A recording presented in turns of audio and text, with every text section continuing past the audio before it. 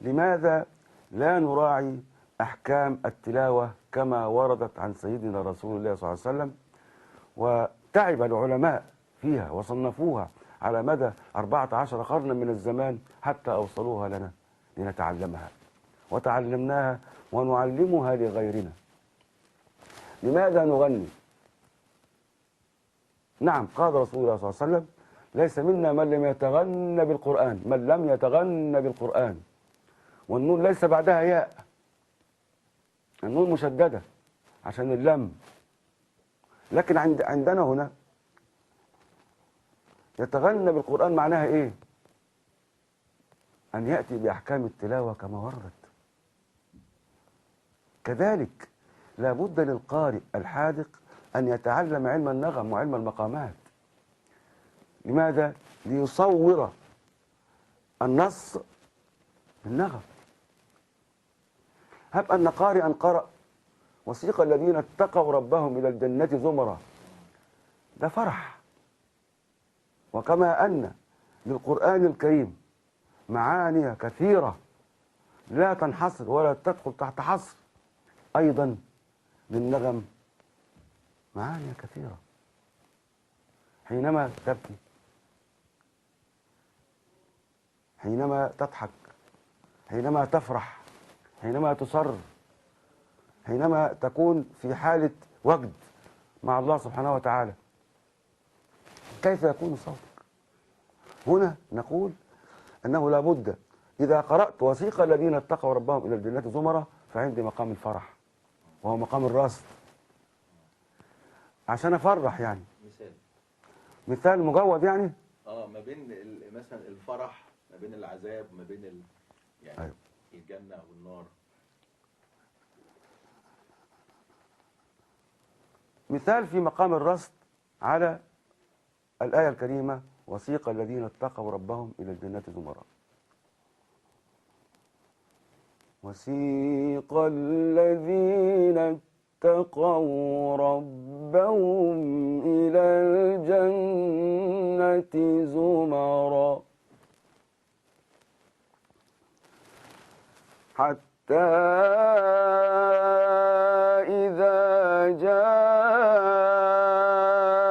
جاءوها وفتحت أبوابها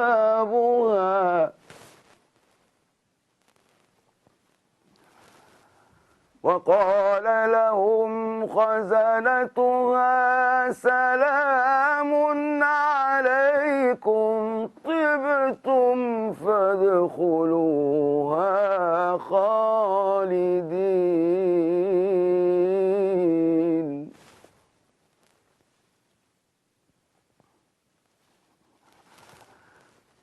وقال لهم خزنتها سلام عليكم طبتم فادخلوها خالدين وقالوا الحمد لله الذي صدقنا وعده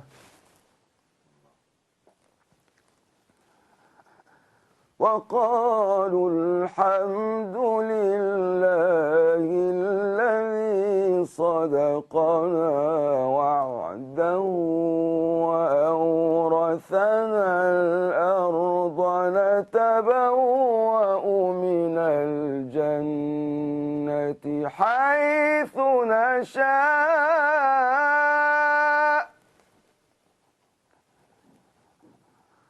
فنعم أجر العاملين.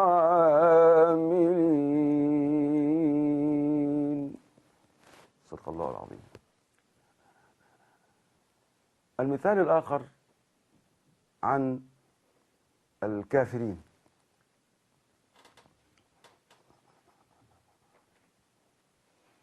أيضا من أواخر سورة الزمر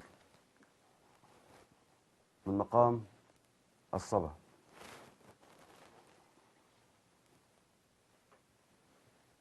وسيق الذين كفروا إلى إلى جهنم زمرا حتى إذا جاءوها فتحت أبوابها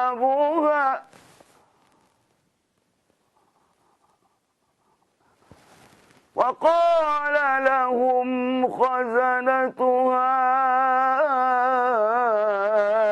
ألم يأتكم رسل منكم يتلون عليكم آيات ربكم وينذرونكم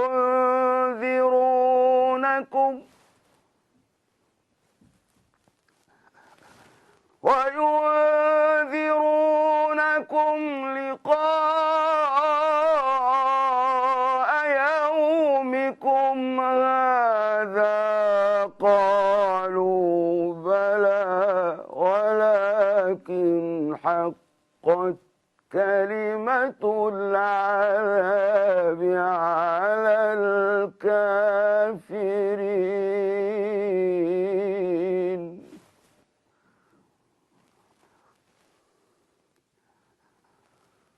قيل ادخلوا أبواب جهنم خالدين فيها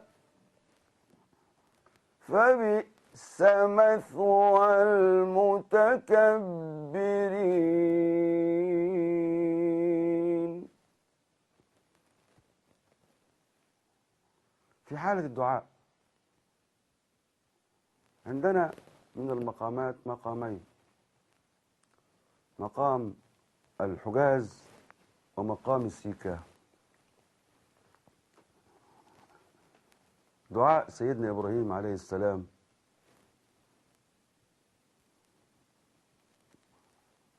في سورة إبراهيم: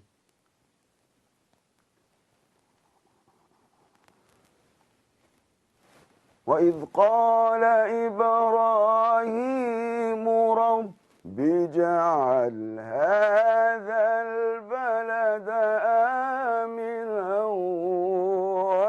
واجنبني وبني أن نعبد الأصنام.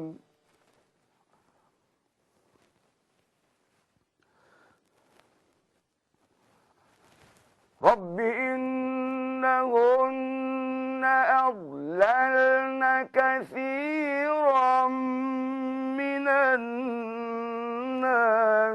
فمن تبعني فإنه مني ومن عصاني فإنك غفور رحيم.